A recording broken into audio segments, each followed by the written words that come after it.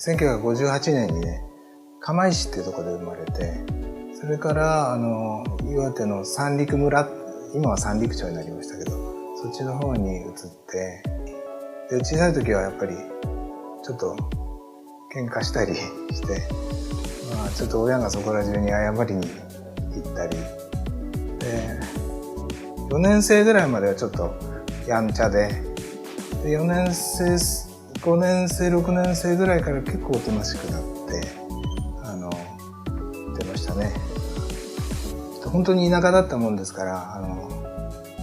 こう遊ぶものも少なくて、面交みたいなものとか、あと、今でも覚えてるのはなんかこう団子落としって言って土をこねてその団子を作るんですよね。であっちの山の土がいいとかこっちの土がいいとか混ぜたらいいとか、僕なんかお風呂がなんかまだ焚き火でやる風呂だったので、そこで焼いたらどうかなとかって、でも宇宙って一人代わりばんこに上からポンと落として割れた方が負けなんですよ。でそんなことをしてましたね。スキーでもなんかスキーの用具がなくて、たまに雪が降るんですけど、竹を切ってきて竹をこう少し焼いて曲げたり、足の入るとこを作って竹スキーをやったり、なんかこう遊ぶものは自分たちで工夫したり作ったりしてましたね。プラモデル買ってきてもそのパッケージの通り作んないんですよ。プラモデルをどんどん買ってきてこうジャンク箱みたいなところにどんどん部品が溜まっていくんですね。でその部品をこう合わせてで自分で何かを作るということをしてましたね。そうですね、ちょっとなんかゲームを目指す方になんかこうなんかがっかりさせちゃうかもしれないですけど、僕がセガに決めた理由っていうのは本音で言うと週休2日だったからっていう。職業についてやっぱりこうほとんどの人たちが同窓会なんかの時にこうやっぱり上司の悪口とかっていうのが多くて、仕事が楽しいっていうラッキーな状態になるのはとても難しいとちょっと考えてたんですね。ちょっとませた学生だったかもしれないんで、だから100人に1人も仕事が楽しいというふうにはなかなかならないだろうと思って、仕事は仕事として頑張るは頑張るんだけど、自分の趣味とか欲求とかを満たすためにきちっと週休2日が確保されていて、そこで人生を楽しむというか、そういう形がいいなって考えてたので、休みが確保できることっていうのはすごく大事だったんですよ。だけどセガに入って仕事をしてみると、なんか僕が思ってた100人に1人の仕事も楽しいし、それやってたらお金ももらえるしっていうラッキーなパターンに入りましたね。ハングオンのいわゆるアイデア自体は僕からではなくて持ち込み企画だったんですよ。トーションバーって言ってこうバーのねじりをこうねじったら戻るっていう性質のバーを何かに応用できないかっていう話で、バイクっていうのは一回倒したらこう戻るじゃないですか、アクセル開けたら。そこに応用できないかっていうところから始まって、僕の方はそこにゲームとして成立させるためには中身にどんなゲームを入れたらいいのかとか、そういう機構についても開発の検証の段階からちょっと入らせてもらって、トーションバー自体は最終的には制御が難しいのでバネの形式に最終的にはなりました。マーケットリサーチするとですね、その当時やっぱりオフロードレースよりはGP500 っていうオンロードのレースの方がポピュラーだったので、世界のマーケットに向けてバイクのゲーム出すのであればオンロードなら GP500 で GP500 にはフレディ・スペンサーっていう僕の憧れの人が走ってたので、スペンサーをイメージしながらなんかを作るという、そういったちょっと企画ですね。まずは大きさですね。GP500 と全く寸分たがわぬ大きさにしたかったんですけど、ゲームセンターになかなか入る大きさにならないので、またがるのもちょっと大柄なので、ちょっと横幅を小さくしたり、で僕はやっぱり可動の機構を入れたかったんですよ。バイクっていうのはアクセルガンと上げると倒してても立ち上がってくるので、ジャイロを入れてモーターちゃんと入って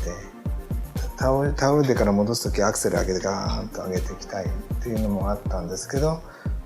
やっぱりコストが上がってしまうとか、あとはバイク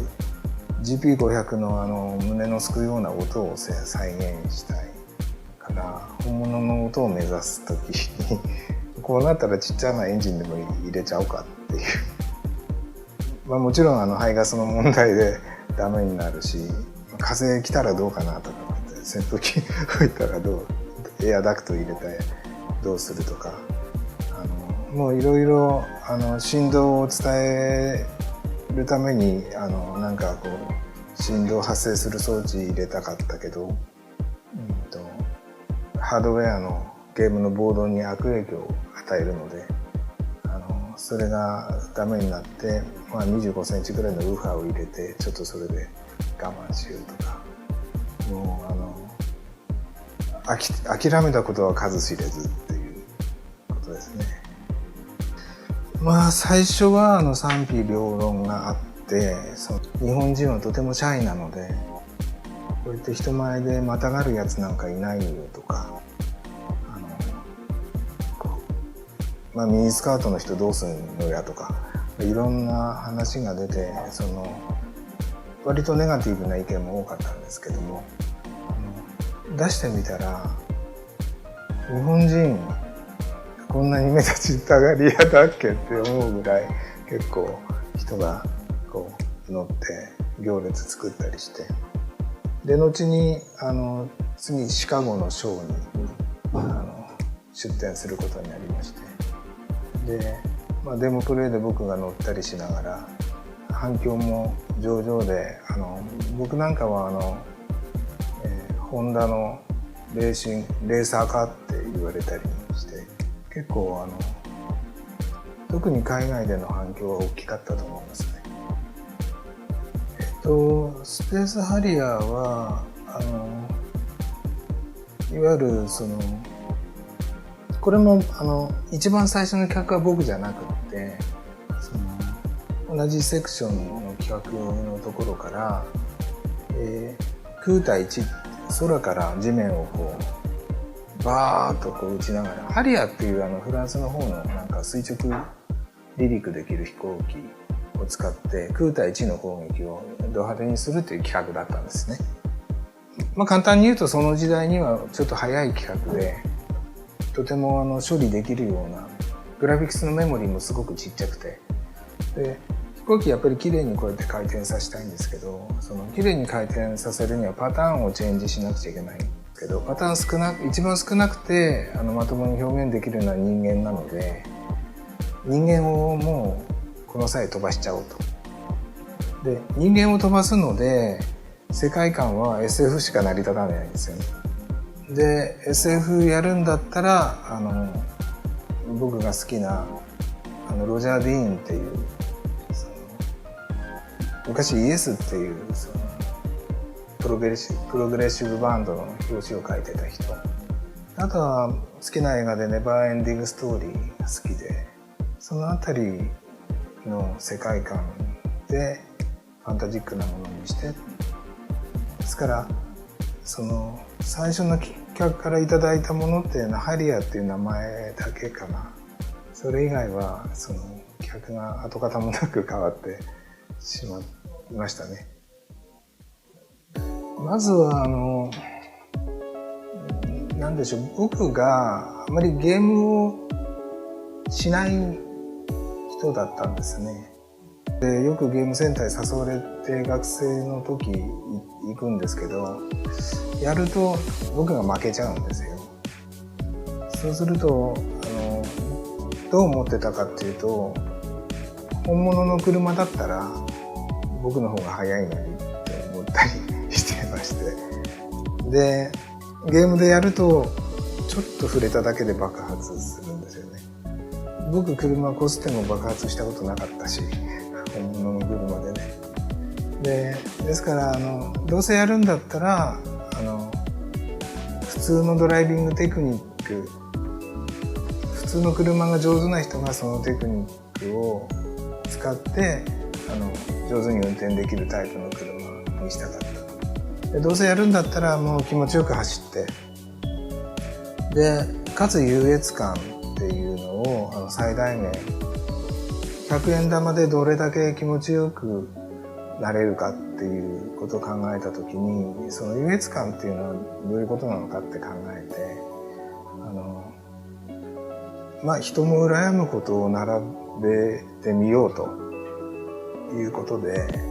例えば男の子の憧れって言ったらフェラーリじゃないですか。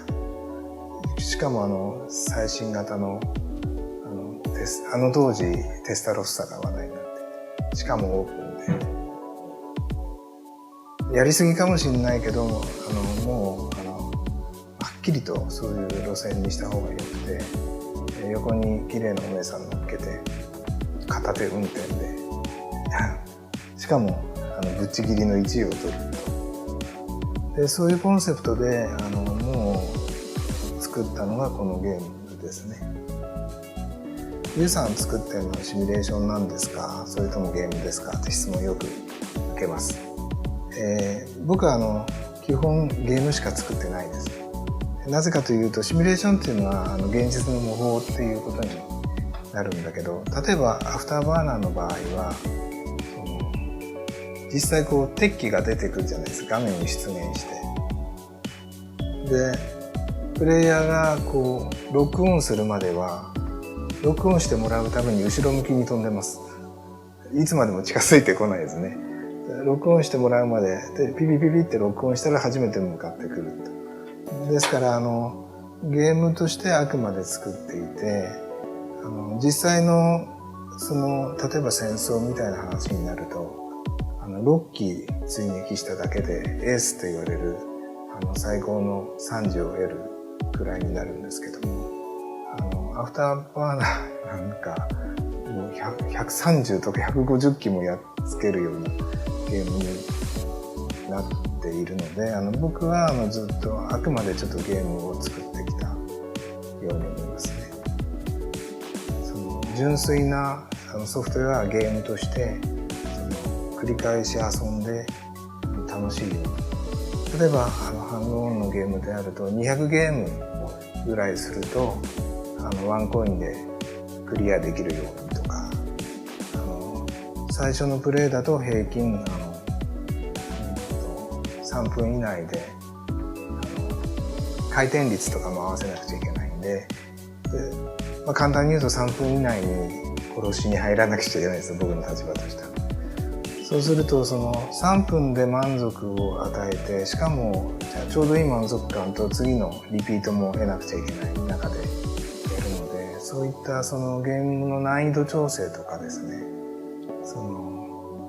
適度なリピート性を与えるとかっていうやっぱりゲームの本質論みたいなものについてやらなくちゃ、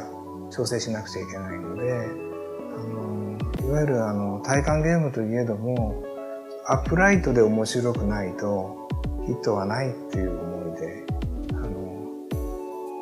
皮肉な感じですけど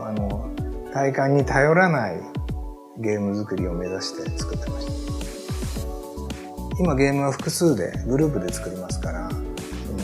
そのグループがみんな同じような考え方だったり同じ能力だったりする人たちが集まっても